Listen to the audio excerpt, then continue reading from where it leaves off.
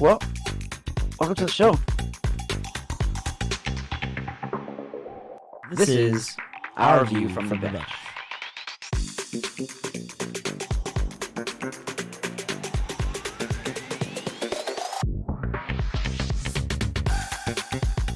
Well, welcome to the show.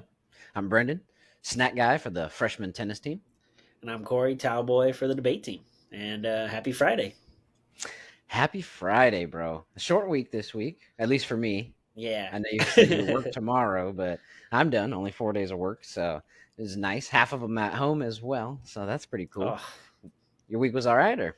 Yeah, it was all right. Nothing crazy. Warehouse Day was hot in there. But tomorrow I got that Gwen Stefani concert, and then I'm also working another concert on Sunday. So it's a little bit of a long weekend. So yeah, not really a short week for people like me.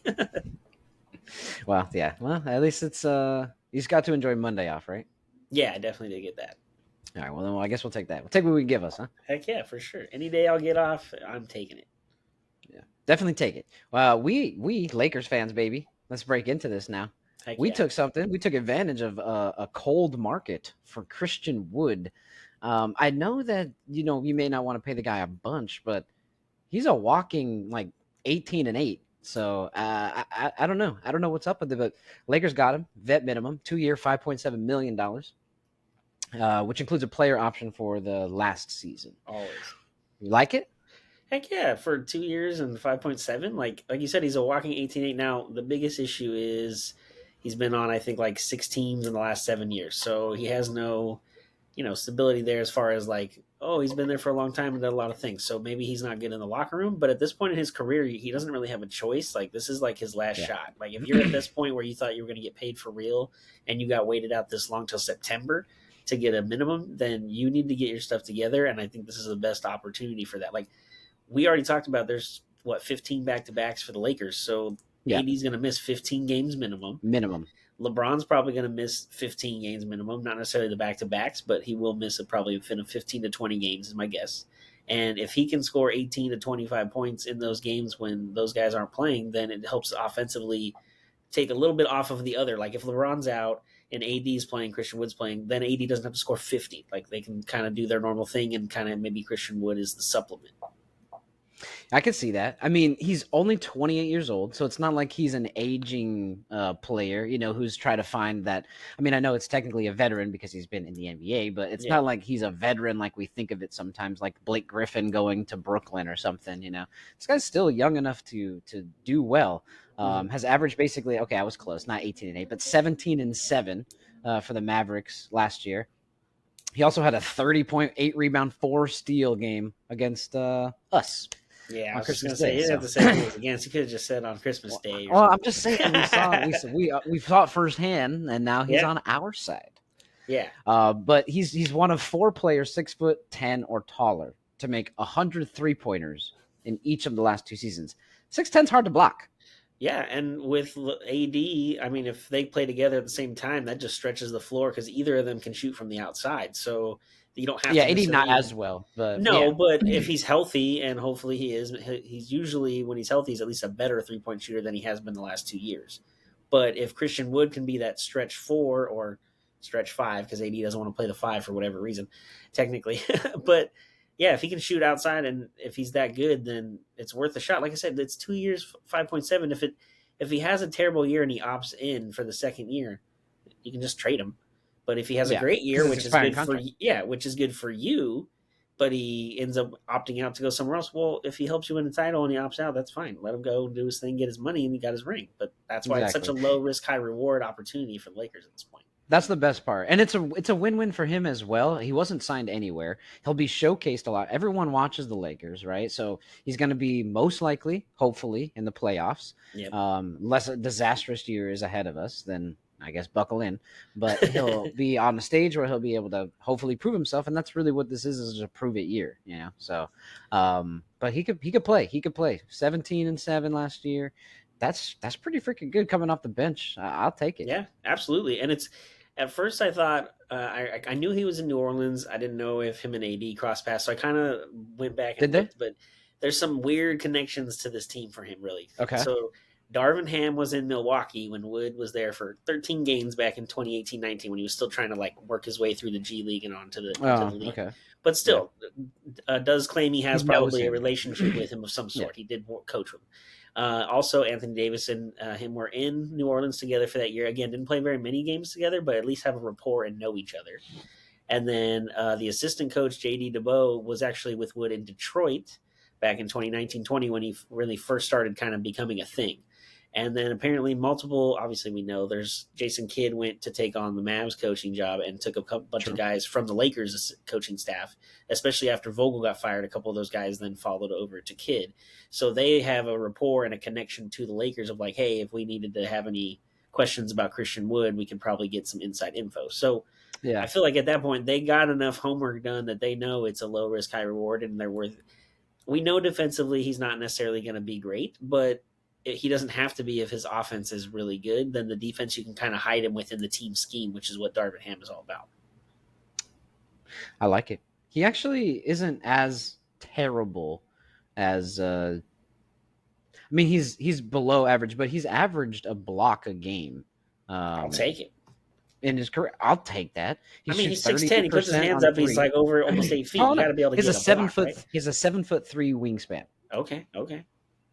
Averaged 38% on threes over the past 4 years. I'm excluding his like weirdness. Basically, years where he's averaged at least 1,000 minutes. Okay. And then I dove in. I think I told you. I don't know if I've read everything to you, but I dove in and did a little bit of like deep. You told me you were. I was to say you told me you were going to nerd out on this, so I knew it was coming. Yeah, so it was kind of weird, and I don't mean this in a way. It's going to come off that way, especially people who know me, because I'm not the biggest fan of an Eastern Conference team that wears green.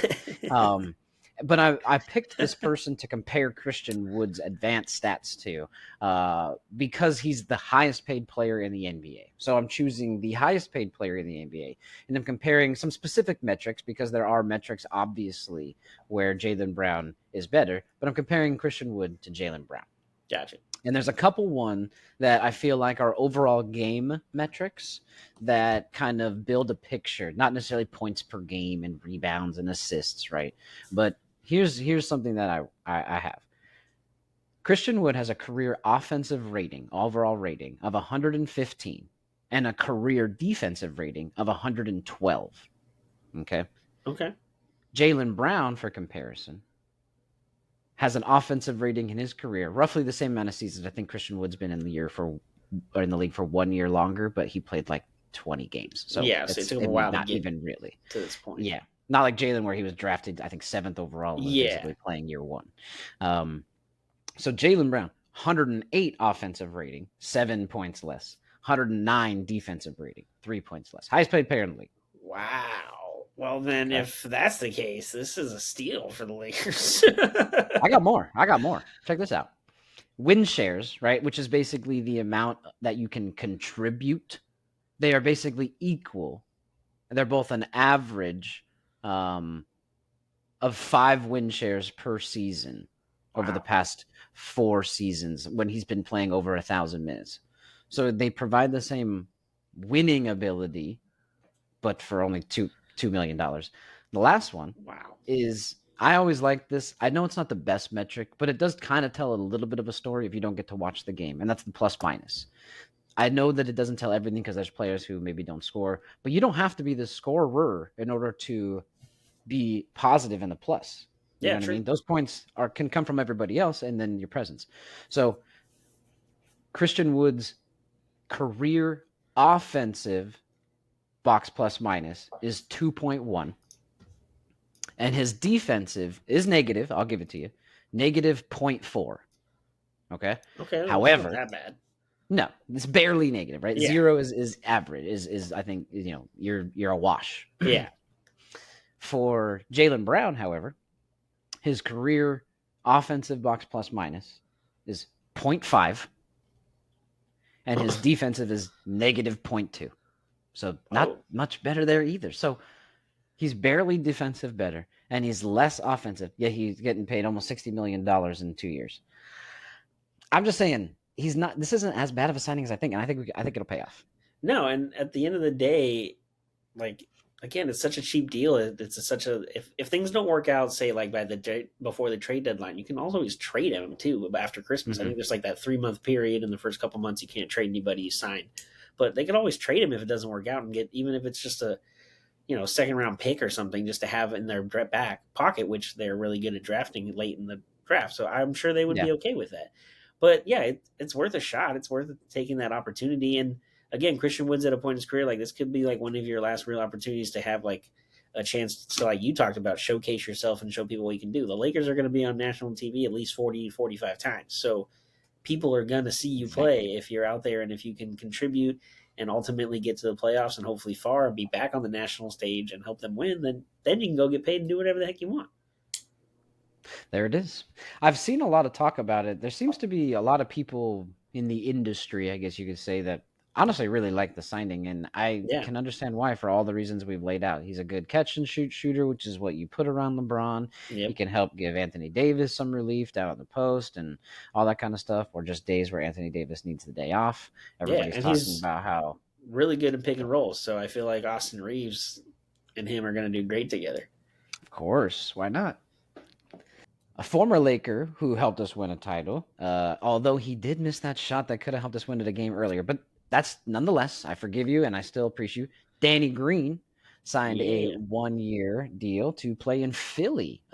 He was already there. He's just going back, I guess. I don't even know why Oh, they yeah. traded him. I don't know. I feel like he's a good person to have, obviously, I guess from experience as a Laker fan. But he's won pretty much everywhere he won. He was over in Toronto when he won. That's He's true. here when he won. So he knows how to win. He's decent at defense. He's older and slower, so he's not as good as Yeah. he once was.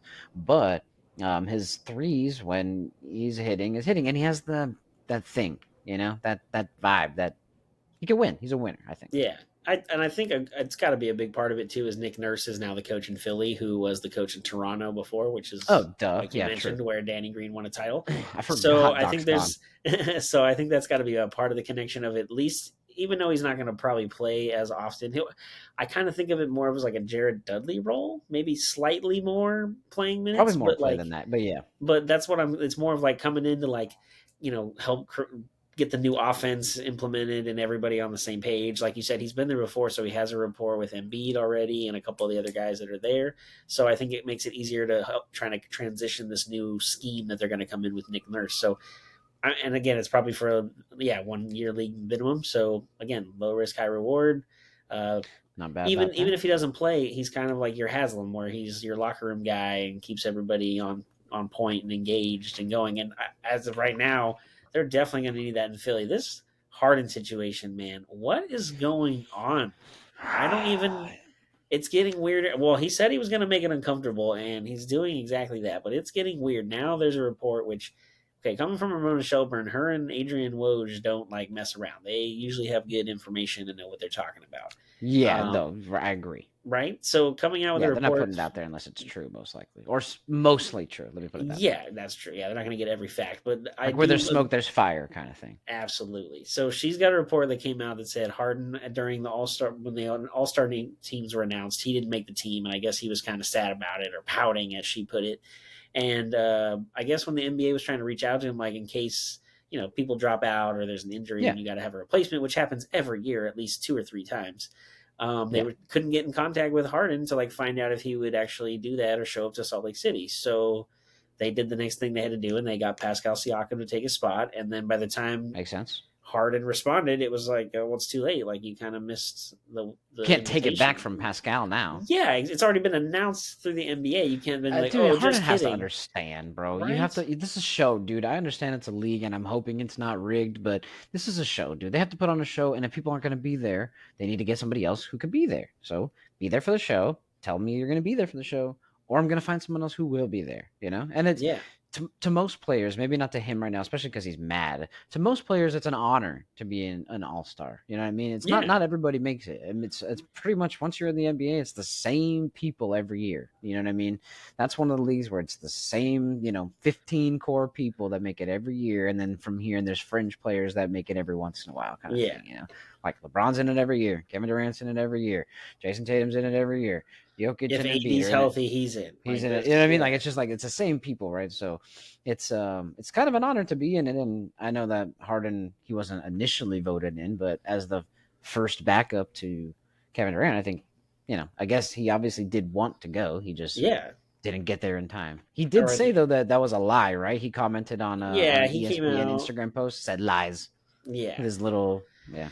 but at this point, I don't even know what else to know what is true or not in that point. This camp thing and with him and the Me either, man. Sixers back, like at this point, I'm just like, please get traded to somewhere so we can at least move on. And I mean, at this, dude, I'm hoping he goes to the Clippers. As a Laker fan, all of this Please, is what you're bringing into there with love two it. guys who already struggled Get to get through all the your regular talent out. season. And Hmm. Russ, oh my God, it's gonna be a Get locker room all your full talent. of Let TNT. Norman Powell go. Let freaking let everybody go. Let all your good pieces. Let them go. You Yeah, they're need gonna James have to Harden. trade That's for what him. you need. You need James. I'm telling you. Dude, you know what would be funny? Well, at least I think is a possibility. What? If they trade him to the Clippers, right? You have to give Yeah. up 2 or 3 guys to make the money match. So, like you said, Yeah. Norman Powell's probably one of them. I think after all Maybe this, they may not have to give up draft picks though. You definitely no, just have to no, make the no. They money match. probably That's won't it. because it's out of control. But Yeah. players for sure just to get the salary. So, like You have to. Robert Yeah. Covington, Norman Powell would be good, and then obviously, dude, if I'm the Sixers, I'm trying to get Terrence Zubac. Mann. Ooh, I don't No. think they're going to give him up, but if I can get Zubac and the other 2 guys, I would be okay with that because I feel But the like, only thing is they can't get who's oh their yeah, center. Embiid, yeah, you're right. They're Okay, not. They're never not mind. giving up. Okay, if No, they I'm can not get even talking about that. I'm saying who the Clippers are going to give them up. They don't have Clippers, who's going to be their center. I don't know. The Clippers do things weird, man. Who knows what they're I going to know, do? but they're not that stupid. Come on, man. But there was a while there before Pelinka fucking took his head out of his ass that Yeah, the Clippers no, were out front officing us. You know what yeah, I'm no, saying? that's true. So That's a good point. you can't. I mean, they give up way too much for Paul George, in my opinion. But other than that, they've been making pretty good signings here and there, Okay, especially so just even then, taking Ty Lue. That's all I'm saying. if you get the 2 guys I mentioned, if you can get Terrence Mann, that's great. But I don't think they're going to give up Terrence Mann because they know they have that leverage. So there's going to be a third player that we probably don't. I mean, Nicholas it ain't going to Batum. be Amir Coffee, but huh? Nicholas Batum. Oh man, that guy's old. He's basically Danny Green. Like you don't want another one of those. Money matches, and you want to Well, get rid of Harden. Who cares? You can move him somewhere else. that's true. You could flip him. Okay, that's a good point. So if you Nicholas do Batum, you that, could. So there's a playoff team that would take him. okay, so if you do Contending team. that, if you're Philly, if you keep the other 2 guys, if not flip more for more other things, like that's a Hmm. pretty good team in Philly. And the East is Hell like yeah. Milwaukee, maybe Miami if they're healthy and And they get obviously, Dame, depending on what stupid. happens there. So Yeah. I mean, the East is kind of open, really. I mean, I don't know Yeah. what It's Boston's like going the to be like NFC anymore. of basketball. Yeah, the Yeah. West is now the powerhouse, and the East is kind of like I don't really know. If Giannis is Basically, healthy, it's them. But basically, it's just whatever conference LeBron's in, I guess, right? Because back when LeBron was on the Heat and the Cavs, the Heat were dude, nasty. I mean, yeah, the Eastern Conference was nasty. So Colorado is now ranked number 22 after their big win last week at TCU, and now they're hosts. I mean, Nebraska's coming into town, man. That's not going to be easy.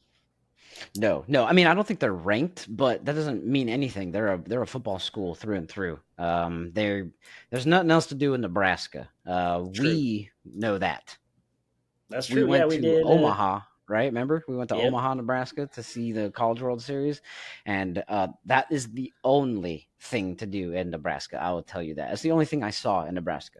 yeah, So, we drove through Iowa and Nebraska, and all we saw mhm. was Omaha, a baseball game, and then we drove right back to Kansas City. Yeah, we literally were like, we need to just get back there and it was worth a 2 hour drive because we were like, there's zero here. So got back. But anyways, yes, because that's all there is to do. Then they're definitely into it. They're coming to town. They don't want to be the team that they would love to be the team that be like, oh, you thought you were here, you were Big 12 ready for TCU. Yeah, well, guess what? And then but I don't think they do that. I think No, this team looked really good, and it wasn't like they lucked into the win at TCU. Shador looked insane. There was honestly all those players. Dude, Travis Hunter, obviously, it's just they're a good team, and I don't know if they do a beatdown or anything. I don't know if it's quite a shootout either. I haven't really heard about Nebraska, but I say they win. What do you think? yeah, I just am afraid that it's going to be after all the hype of going into week one and getting that win on the road. Do they kind of lose their self and not show up and play as well at their home game when now even more attention on you? You've talked all this talk and you backed it up the first time, but there's, you played 12 of these things and you got to do it every week. So I'm just afraid there might be a letdown and they'll fall apart. But ultimately, I think you're right. I think they're going to win this game. If they do, then if they win it handily, I guess is a better way to put it. If they win by big points, I would think they'll probably be in the top 18 to 16 at next week's rankings. Yeah, I agree they'll move up. It obviously always depends on who falls down, right? If nobody loses, it's really hard to move up a rank if you didn't beat like a ranked team. I True. doubt all 21 teams ahead of him are going to win, so it's definitely possible. But yeah, I think that they're the only thing that I can say is that I wonder if I don't know, but I wonder if that confidence and actually ability to back it up that Dion had in everything that he has done is able to trickle down to not only his son specifically as the quarterback, but the rest of the guys. Because, like you said, it's a lot of pressure, not just from even him, but they said some stuff out, nothing like crazy No, or no, but outlandish, but still. they were saying, "Yeah, we're good, we're here, we're ready to play. I love it." Like they weren't being too cocky or anything like that, but they got to back up the stuff too. So if they have if Prime can get him to be like Prime was, I mean, that saying is one of the best sayings of all time, right? Like he's just so smooth like that, and he's confident like that. The if you look good, you feel good. If you feel good, you play good. If you play good, they pay good. That's that's awesome, and I just feel like that. He just calls it out. He calls it out before, and Travis Hunter said Heisman loading before that game and showed up. So I hope Yeah, they have very true. that Dion swagger and can carry it on. I love it, man. Last Yeah, of the Pac-12, riding hard, baby. yeah, it's kind of weird that it's all like we talked about before. Like this is the wrong time for the Pac-12 for all this stuff to be happening and having all these good coaches and players and things to talk about for it to be ultimately coming apart at the end of the season. But I am with you there. Like Prime just gets everybody in the right feel and everybody feeling good and thinking they can do even the impossible. Like we watched that clip last week of him doing the pregame talk to that team and then asking for his theme music at the end of it. Like, dude, but we were That's what both I'm talking like about. ready to jump through a wall through that for that guy. I think I So actually went to kayak, booked a flight to Boulder to try out for the team because I was ready, dude. I was ready for this. I was ready for Nebraska. They ain't coming to our house. Well, I know I didn't get picked up. Never mind. I didn't complete that. Never mind. oh yeah, you probably well, you still have eligibility. You never played college sports, so technically. No, and there's a reason for it. That's for sure. But it's funny that you mentioned like they could go up in the standings, but there's also teams that above them could ultimately fall, which would kind of determine maybe where they go. And another one of those games is Alabama and Texas this weekend. Texas is number 11 going to Alabama number 3, which already makes it a big deal because it's Alabama, but it's ESPN's College Game Day is going to be there for the game, so this is the game of the week. Exactly. They obviously have Sarkisian, right? Is the head coach of Texas. Yep. Played or not played, but coached obviously under Saban and stuff like that. So I think the last time they played, they lost barely though, right? They as in Texas, they Yeah, lost last year. to. Yeah. Okay.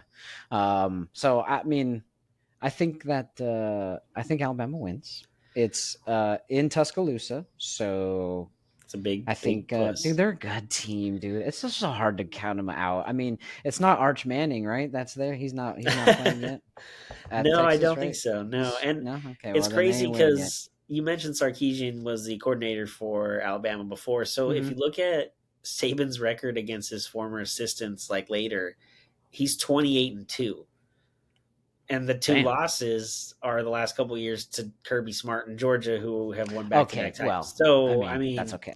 yeah, Yeah. If you're it's gonna kind lose of to anybody, you might understandable. as well be the national champs, back-to-back champs. Yeah. Exactly. So, I mean, I don't know. It's weird. I didn't even realize or think Texas was supposed to be that good this year. So I was kind of shocked they were ranked number 11. I feel like that kind of came out of nowhere. But I don't know. I just like you said, it's in Tuscaloosa. Alabama's going to take care of business, which means Alabama wins by 2 touchdowns. okay. So here's a question then: if Alabama wins by 2 touchdowns or more, and Colorado kicks Nebraska's butt, do you think it's possible that Texas could be ranked lower than Colorado next week? No. Oh, okay. Even if Why? Colorado wins like 50-10, you Who'd don't they think beat? they? Well, I mean Nebraska, but I'm just saying What if ranked were they? Texas, I'm Oh, they just were saying. unranked. And you're saying number 11 went to Tuscaloosa, number 3, and no. Okay, No, but what if it's like a bad one and they can drop down to like 17, 18, and Colorado wins big and they can jump up 4 or 5 spots? That's like right there at the I same pay mark. attention to the rankings, man. They're giving them credit for going to Tuscaloosa and hanging in there. That's I'm true. telling you, they're dropping to, depending on who wins. Okay, I'll give it to you. Maybe other people, but I'm telling you, they're dropping to when they lose. They're going to. I'll call it here. They're going to be Oh man, you've been rough on those 16, lately. Be careful. 15 or 16. Yeah, I'm trashing them. So I'm gonna say 50. You're probably gonna be right. I know. Honestly, I was gonna say that's most likely if what's gonna happen. I hope I'm not. I mean, I kind of if I am, that'd be crazy. But then I gotta really start making some Yeah, bets on these things. I think. yeah. One last note. Speaking of bets, actually, I don't know if we mentioned. I don't think we did. Of the college bets this weekend, I saw a stat from DraftKings. Mhm. 25% of all college bets on DraftKings are on the Colorado Nebraska game this weekend. Oh my A goodness! quarter of them. A quarter of them on Oh, that game alone. Yeah. And there's a that freaking is Texas and freaking Dynasty Alabama game, and 25% of them are in Colorado and Nebraska. Are you kidding? wow. That's Dion. That's the Dion effect. Okay, now I would assume that's got to include like not parlays, but like different things throughout the game. Guy scores this many Yeah, touchdowns and stuff too. I Like, don't think just like money line or okay, spreads. Yeah, I would agree. I think it's probably like Travis Hunter anytime touchdown, Travis yeah, Hunter yeah, first time touchdown, exactly. something like that. Probably. Okay, Yeah, but still, that is. I mean, as much gambling 25% as there is, one that's a game. lot on one game. That's a big Because there's a sway. lot of games, especially since if this was the biggest game of the week, then I can see it. But College Game Day's not in Boulder; No, they're in Tuscaloosa. So wow. Well, they yeah, might be in Boulder soon. We don't know. true. Yeah, true, very true. But yeah, I mean, I guess an upset could happen, but I doubt it. Well, upsets do happen. And when we watched football yesterday on Thursday night, there was an upset for Sorry, you're sure. breaking up. What? Hello? What? Dude, you thought I was crazy the other day when we said we each had to pick a team and take 30 seconds or 60 seconds to explain why they Mhm. could win. And you're like, oh, you're going to take Detroit. Okay, cool. I'm in. And I'm just an easier argument for me. All I have to do is say Patrick Mahomes, and then I can sit down. yeah, but man, I told you, Apparently like, not. Lions are going to be good this year. I debated picking them to win the division, but I put them in as a wild card. This is a step in the right direction for them, even though it's an ugly win. I mean, it's not like Goff didn't do anything spectacular. They really got the win because they had a pick six against Mahomes in the game to really get them back in it and get the momentum on their side. So I mean, anything can happen in the NFL. But again, it's week one of like 17. So if you're the Chiefs, like relax, it's going to be okay. Oh no, they're fine. Dude, they lost by 1 freaking point. And Yeah. besides Patrick Mahomes, they didn't have their best two players. But what the fuck just happened? That's what I thought last night. I was just like, I could have sworn because this is what happened. I was watching the game. I watched most of the game with my dad. Yeah. He came over, and sorry. When I was watching, about 2 minutes and 30 seconds left, the Lions have the ball, and as they're calling out, as they're trying to drive downfield, the Chiefs actually get them to a 4th and 2 or something like that, and the Lions are going for it. And this is like, I was like, wow, this is where the make or break situation. If they make this is pretty much almost game over. Yeah. But if they miss it, then they are being the Lions, and they missed it. And I was like, this is the time where I thought, you know what? The Lions turn the ball over on downs about midfield. My homeboy starting at midfield. You left 2 minutes and 30 seconds. He needed 13 seconds against Buffalo to make it like 40 yards for a field goal. You tell them you're starting at midfield, all it needs is a field goal. You haven't given 2.5 minutes, where he could walk there. So I was like, you know what? The Lions are going to lion, and the Mahomes is going to do his thing. Nope. No. Wrong there. Lions held strong. Case. Good for them. Good for them, bro. Good for them. But you got to think too. Looking back at the game, there's some like questionable I don't know, coaching calls from Reed, like taking that field goal when it was 4th and 2 and getting the field goal instead. Like, why not go for it with your Mahomes and then possibly score a touchdown and really stretch out the lead? I feel like that was kind of a weird opportunity they could have. And then, like you said, they had the ball at the end and then they just didn't score. But also that was because the wide receivers just weren't catching the ball. I mean, there was some There's some really bad ones. That one that Tony did not catch early in the That game. one was the worst, The, dude. you saw the Worst. picture online of how it's like in his hand, and they're like in this frozen frame. You see this ball in this guy's hand, but in 2 This is a seconds, pick it's going to six. be an interception for the other team. You're like, how is that even? And then you watch it, like, oh my! Like again, it's only week 1 of 17. It's not the end of the world, but it's not like the Chiefs have an easy schedule necessarily either. You're the defending champs. You're getting the hardest schedule, and you have a pretty tough division on top of that. Dude, Kadarius Toney was eating freaking the most buttery popcorn on the damn sidelines. That pick six is 100. Where else is Mahomes supposed to put that he catches? Should he just throw it so hard it sticks right in his freaking helmet like Right? visor? Just like boom and just run up the field like that? That's the only way that Kadarius Toney was catching anything last night. I believe it was him that they needed him to catch on that third down as well. Yep. And that didn't freaking happen either. Bro, honestly, they lose by 1. The only thing they were really missing out on, they also just won the Super Bowl, bro. There's kind of a layoff from that a little Always. bit, bro. You played last, you had the shortest off season, all that kind of stuff. You just won, you kind of relaxed, and they still only lost by 1. This is what they need: Travis, Kelsey, Yeah, and then they're that'll fine. help a lot. Honestly, you know what else? That was pretty crazy. There's 2 things that they need to do: never ever let Travis Kelsey go. Mm-hmm. And they just need to give Jones the money. Honestly, the defense did do Yeah. pretty good, though, yesterday. We talked about it a little bit. They looked pretty good even without him, but can you imagine how much better they could have been with him, Yeah, I guess, the because point. like we talked about, Detroit has a really good O line. They went for 118 rushing yards as a team, so it's not like, and It's that's what not Detroit is great. built on. They're built on offensive line and running the ball, and then having Goff to Mm-hmm. kind of work off of the running game. So by not Yep. having Chris Jones, he definitely gave Detroit more opportunity to run their system the way they wanted to and not be disrupted. Goff had a lot of time in the pocket, not enough, obviously, as it turned out. I mean, I know Chris Jones, they didn't necessarily need him yesterday, but that doesn't mean they're not going to need him in the long haul for this season and ultimately if they want to go back and win another Super Bowl. Yeah, very true. So I guess this is all I can say. Real quick, I guess, on the Lions. The Lions, they held, they looked good. I actually really like Dan Campbell, and I don't have really anything bad to say about the franchise. Yeah.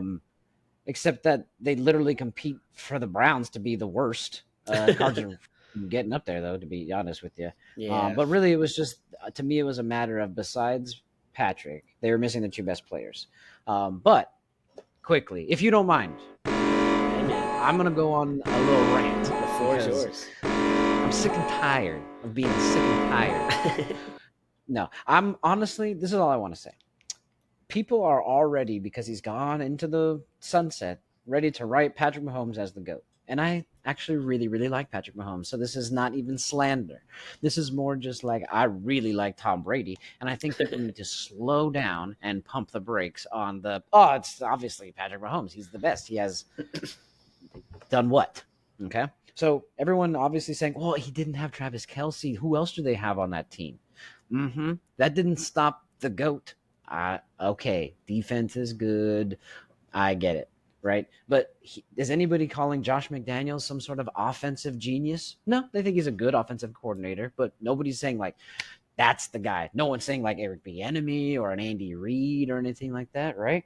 Bill Belichick don't know really shit about offense. Obviously, he gave Matt Patricia the job. What the hell is that kind of idea? So I went and did some research on this. I was like, you know what?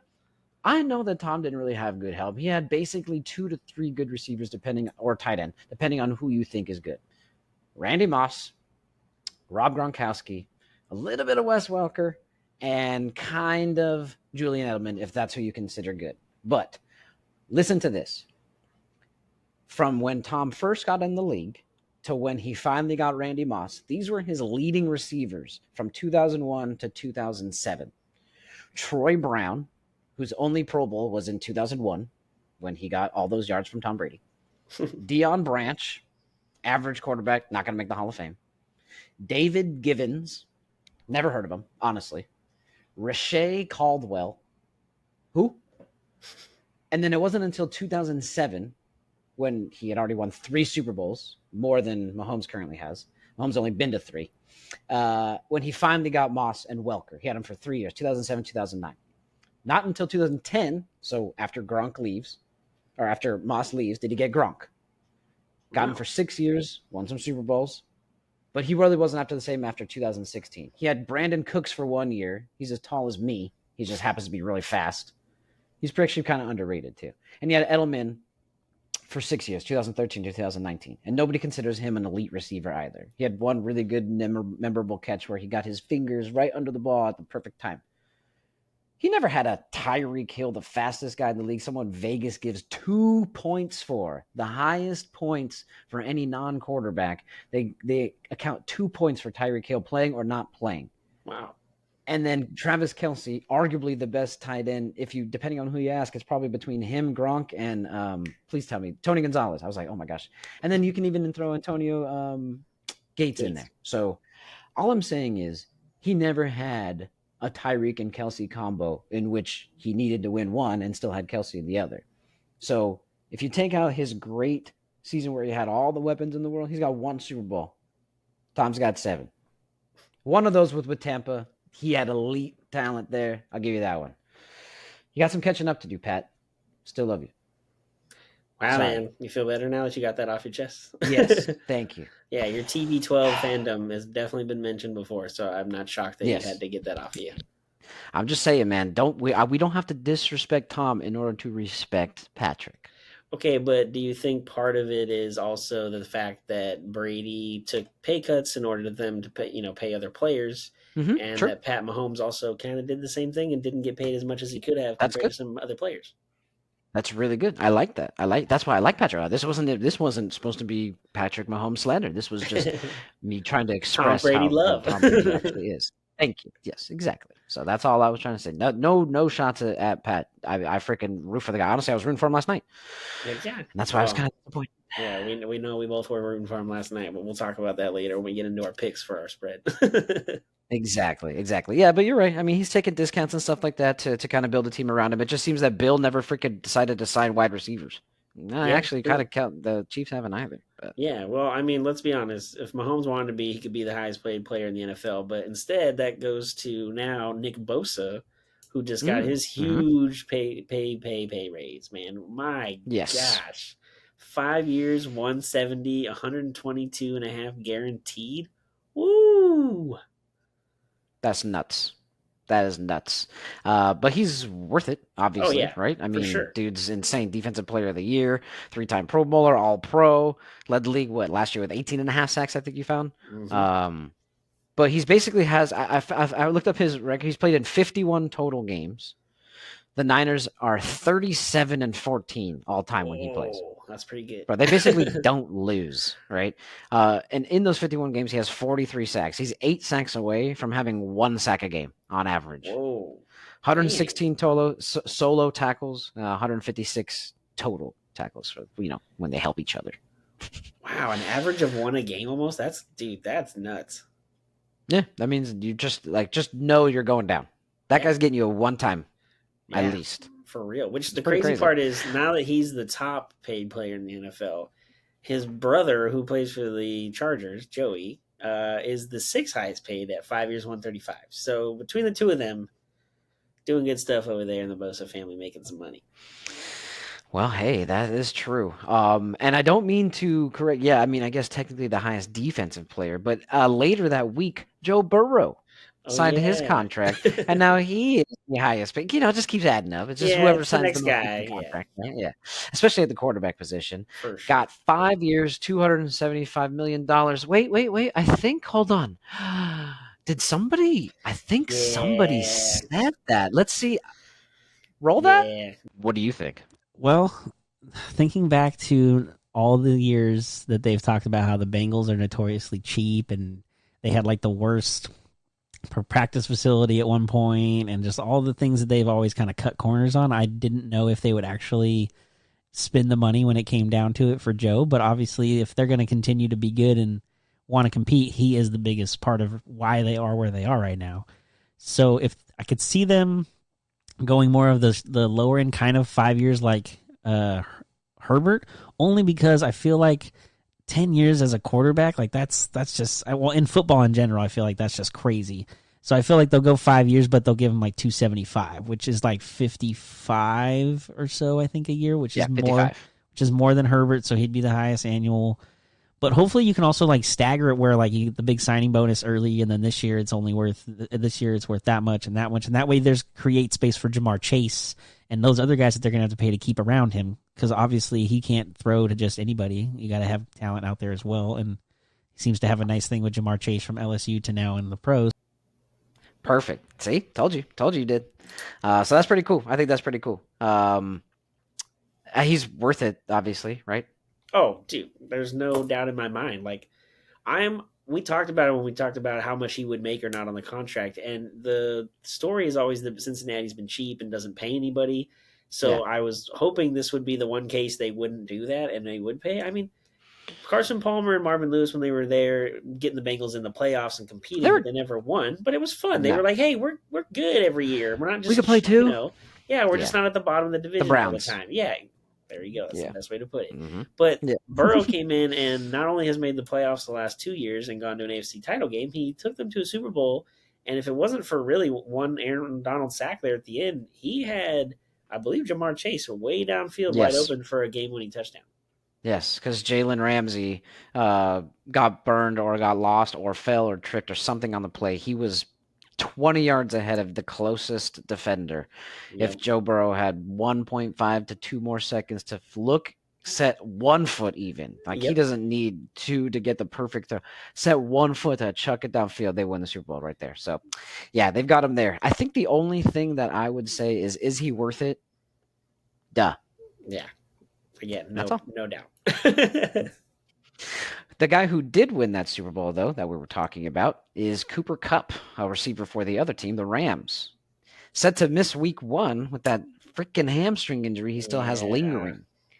Not good. That's getting out of hand. I mean, I know soft tissue injuries are ones that take longer to heal, and it's all about time and, all that kind of stuff. But, dude, it's been a minute, dude. Is he going to play soon? IR status? What's up? Yeah, I was going to say that's the next thing is he's already going to miss game 1. The report is now they have to, he's at a specialist or went and saw a specialist in Minnesota, and it's a nerve issue supposedly. So that's not good if that's the case. So I would think you put him on IR. And if you're the Rams at that point, okay, dude, we got to talk about this. If you're the Rams, if you have no Cooper Kupp now, at least let's say for sure he's out for the first 4 weeks. Okay, so they put him on IR. Yeah, this is their first 4 games. They go at Seattle, L.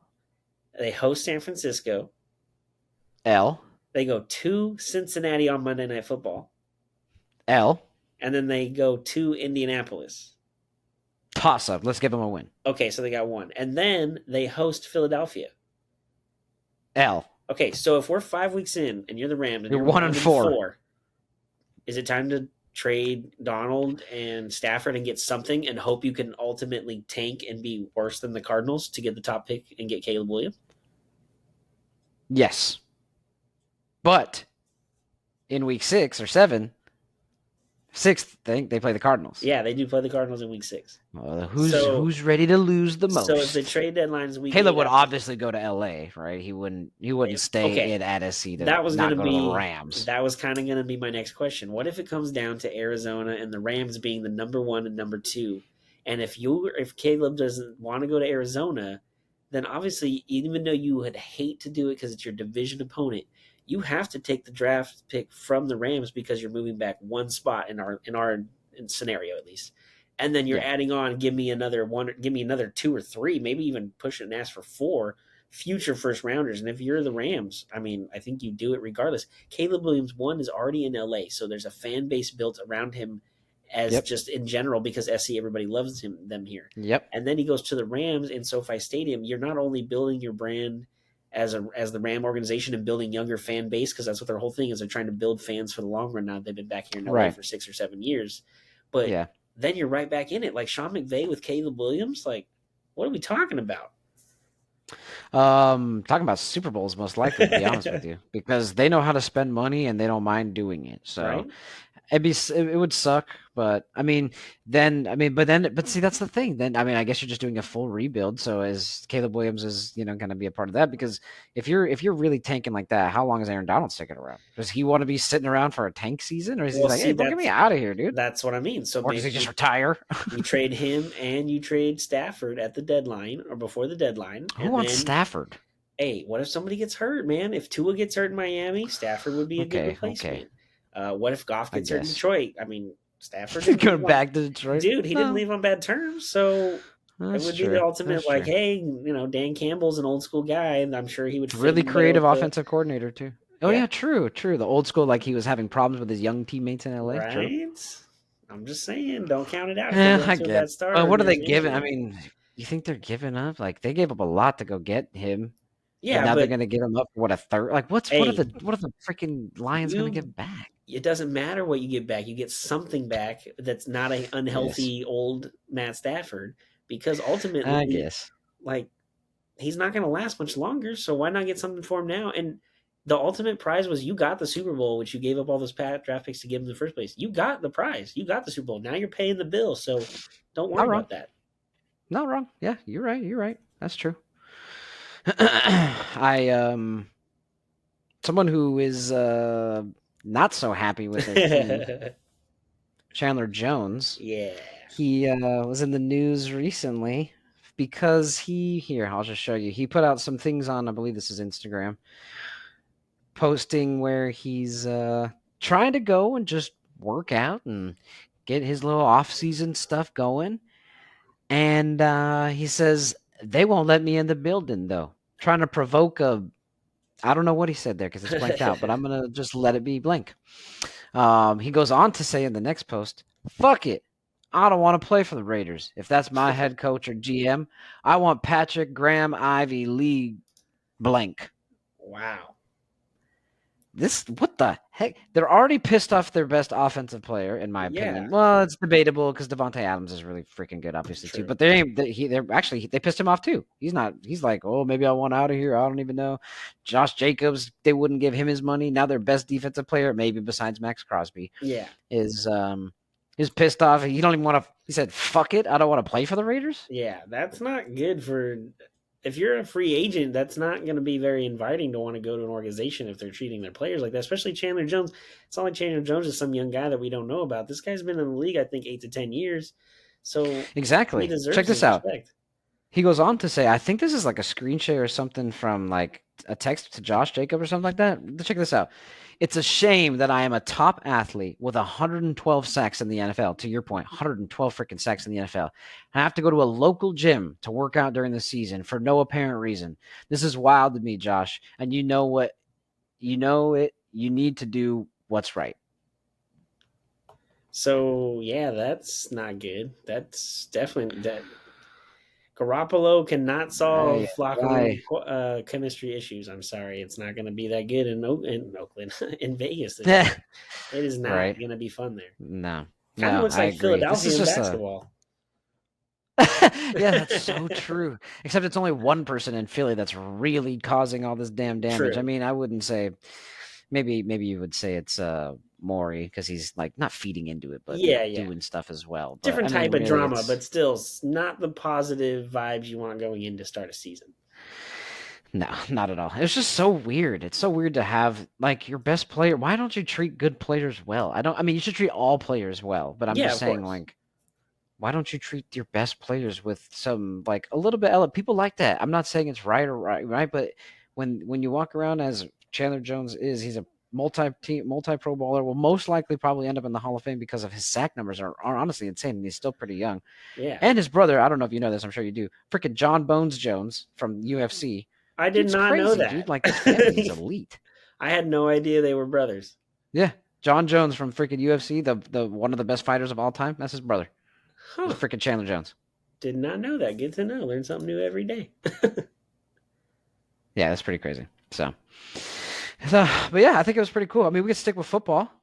Breaking into the new segment, though, it's actually your idea for the name. You want to kind of give us a little bit of detail about what the name is and what we're doing? Yeah, so our new segment that we're adding is called King of Spreads. We'll do this every Friday going into the NFL weekend.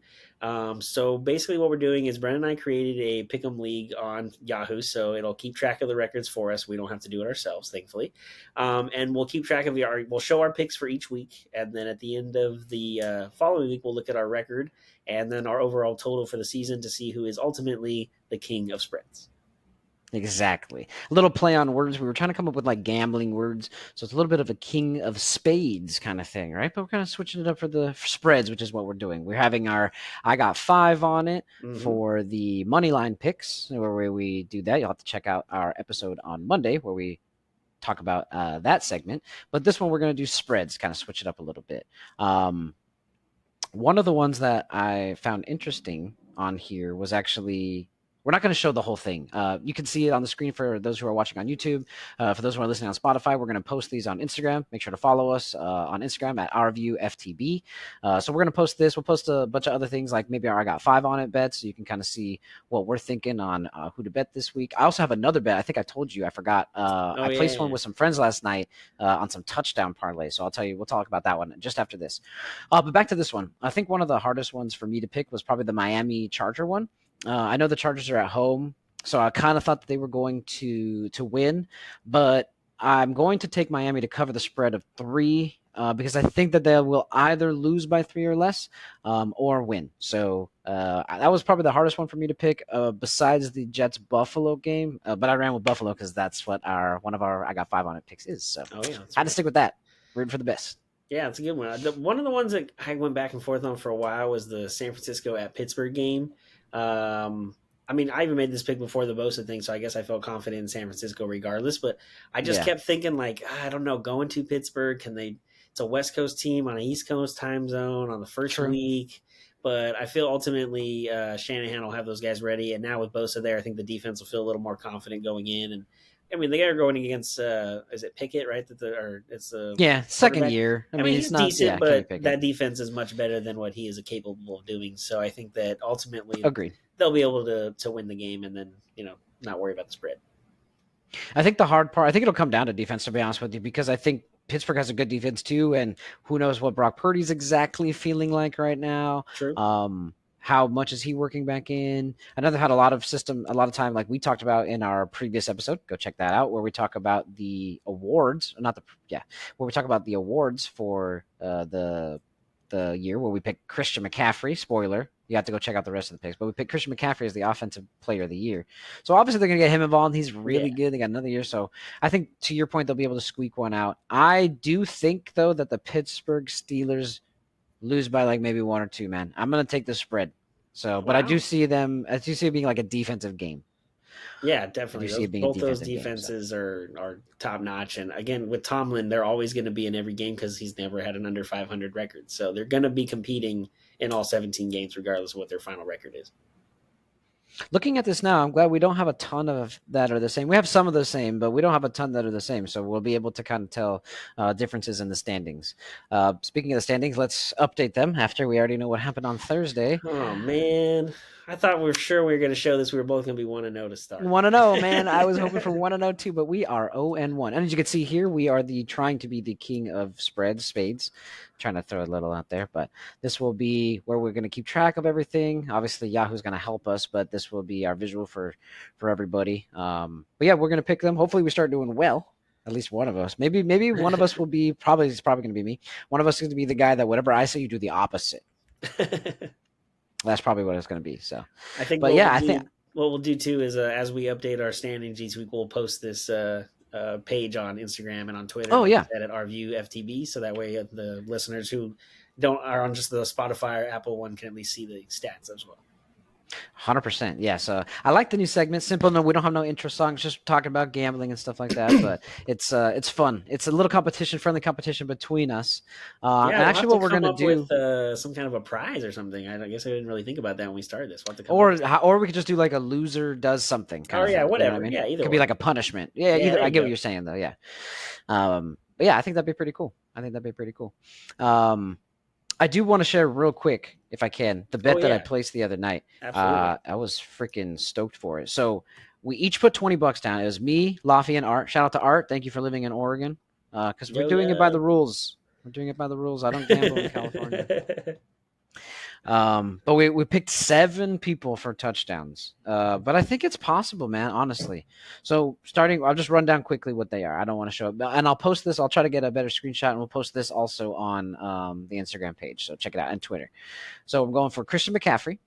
All right. Derrick Henry. Okay, solid. Bijan Robinson. Okay, Atlanta's going to run I the feel like crap they're out of gonna, you know what I mean? it. Yeah, I feel like they're gonna get that rookie. Like, come on, man, we picked you really high. I think it was 4th overall. Yeah. Get him the ball, get him feeling good, give him that touchdown. So running with him. Yeah, you got a young Austin Desmond Eckler. Ritter there with him too as well. So they're just going to let the 2 young guys do everything. So that's a good pick. Do their thing. Exactly. Yeah, that's what I was thinking. So moving on, I got Austin Eckler for the Chargers. I feel like they don't score. I feel like that's all he does. In fact, he was the biggest dog or our biggest favorite on here at minus 225. Yeah, he scores all the time. And then I have a little bit. Here's my plus ones here, but I'll explain a little bit my reasoning. Garrett Wilson. Okay. Aaron Rodgers is gonna throw a freaking touchdown in his first freaking game. No. Yeah, especially if they're hosting on Monday night in New York. He's not going to be in New York and not throw a touchdown in his first game. And he played one preseason series. He drove it down the field, and he threw a touchdown. Do you know who he threw the touchdown to, Corey? I'm going to guess the guy you picked to have a touchdown this week as well. He threw it to Garrett Wilson. All right. So Garrett Wilson. Yeah, okay. I got Calvin Ridley going in. That guy is elite. First game with the Jags. Again, I'm picking a lot of firsts. Maybe I'm just beginner's luck kind of thing. It's week 1, man. It's first of everything. Very true. Very true. So Calvin Ridley, I feel like Trevor Lawrence is going to be putting up points, and why not throw it to the best receiver? Yeah. And then the last one is Alexander Madison. When we first went over this, you were like, oh, sure, who? But because I pay attention so keenly to football, and I also draft Dalvin Cook a lot when I get the chance in fantasy leagues, I know that anytime Dalvin Cook is out, Alexander Madison needs to be picked up immediately. Dude's putting up 115 yards and 2 touchdowns just like Dalvin Cook does. So I'm like, this guy's he's even at a minus 110. He's a favorite to actually score a touchdown. So 7 people need to score. But, bro, if this happens, my $20 turns into $2,049. Nice. I don't feel like it's too crazy. What do you think? No, actually, not at all. I mean, the one guy I didn't know his name, like you mentioned, but once you explained who he was and how he backed up Dalvin Cook, and now that Cook is gone, it's basically his job. Something, okay, that makes a lot more sense. And the rest of the Vikings offense is pretty consistent in returning, obviously, except for adding Jordan Addison in the draft, like we talked about before. Yep. So that's not a weird one at all. I think Derrick Henry is a solid pick. The Titans run the ball. That's their thing. That's what they do. That's their thing. Yeah. And again, same thing with Bijan Robinson down in Atlanta. Like, he's the number 4 pick. He's the highest paid running back in the NFL because of the fact that he was drafted so high and slotted into that amount of money like we talked about a month ago. Mm-hmm. But I think they're just going to hand him the ball and let him do his thing because they're rebuilding and starting from scratch. And Arthur Smith, who's their head coach, was the head coach at one point, or not head coach, I'm sorry, was the offensive coordinator for the Titans with Derrick Henry at one point. So they ran the ball a lot too. Very true. So that's why I'm just like, you know what? I think I'm going to run with this. So the boys jumped on my back. And because I picked most of them. I mean, they had some say. But honestly, you know what I did? Honestly, we just ran through the whole listing. And I just added people. I was like, yeah, I think he scored a touchdown. Yeah, I think he scored a touchdown. And then all I did was then review the list. And I was like, let's take him out just in case. Maybe I was just being hopeful. So then that's what we settled on was 7. But yeah, $20 to $2,000, dude. The plus 10,000. I'll take that, dude. No problem. Winner. Give me that every day. Yeah, for sure. I will be more than ecstatic for you if you were able to get that. We're going out to dinner if it happens. All right, for sure. All right, bet. Sounds good. So, all right, cool. Well, before we wrap up the show, let's conclude with my favorite, one of our first segments, This Week in Sports History. This Week in Sports History.